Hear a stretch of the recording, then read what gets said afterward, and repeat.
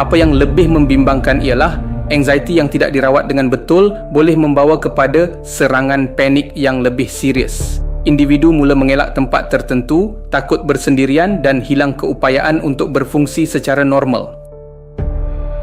Assalamualaikum warahmatullahi wabarakatuh. Tuan-puan yang dikasihi Allah Subhanahu wa taala sekalian, kami sentiasa mendoakan agar tuan-puan sekalian berada di dalam keadaan sihat walafiat dan sejahtera hendaknya selalu, insya-Allah. Selamat bertemu sekali lagi di dalam video kita pada kali ini yang bertajuk merawat anxiety dan serangan panik melalui rawatan dan terapi Al-Quran.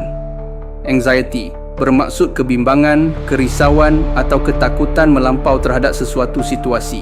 Jika ia menjadi gangguan kesihatan, iaitu anxiety disorder, perasaan cemas ini akan berlaku secara berlebihan. Ramai individu hari ini mengalami anxiety dan serangan panik tanpa benar-benar memahami puncanya. Serangan datang tiba-tiba, jantung berdegup laju, nafas menjadi pendek, dada terasa sempit dan fikiran seolah-olah hilang kawalan. Ada yang mengalaminya di tempat kerja, ada yang ketika bersendirian dan ada yang terjaga pada waktu malam dengan rasa cemas yang tidak dapat dijelaskan. Kebanyakan orang menganggap ia sekadar tekanan hidup lalu cuba bertahan sendiri. Namun apabila serangan semakin kerap, ia mula menjejaskan keyakinan diri, prestasi kerja dan hubungan dengan orang sekeliling. Dalam banyak kes, anxiety yang berpanjangan bukan sekadar isu emosi. Ia berkait dengan keadaan dalaman yang tidak seimbang, di mana jiwa kehilangan ketenangan dan hati tidak lagi stabil. Apabila keadaan ini dibiarkan, seseorang mula hidup dalam keadaan berjaga-jaga sepanjang masa. Fikiran sentiasa memikirkan kemungkinan buruk, badan cepat letih dan keputusan dibuat dalam keadaan takut.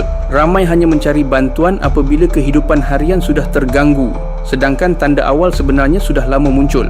Apa yang lebih membimbangkan ialah anxiety yang tidak dirawat dengan betul boleh membawa kepada serangan panik yang lebih serius.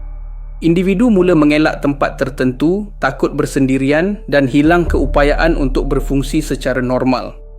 Pada tahap ini, pemulihan memerlukan pendekatan yang lebih menyeluruh dan berdisiplin.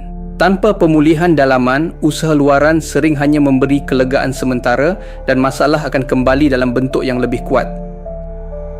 Rawatan dan terapi Al-Quran membantu menenangkan hati, menstabilkan emosi dan mengembalikan keseimbangan jiwa melalui bacaan ayat-ayat suci dan doa yang tersusun.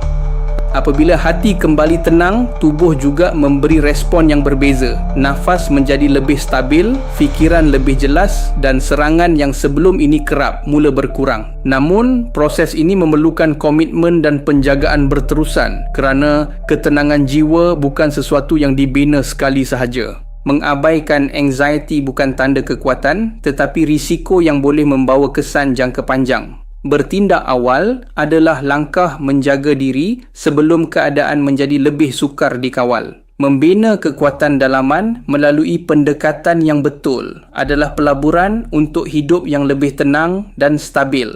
Hubungi kami hari ini bagi mendapatkan maklumat lanjut tentang bagaimana rawatan dan terapi Al-Quran dapat dijadikan sebagai rawatan sokongan bagi penyakit anxiety dan panic attack. InsyaAllah. Pusat Rawatan Al-Qayyum, Cahaya Kesejahteraan Hidup.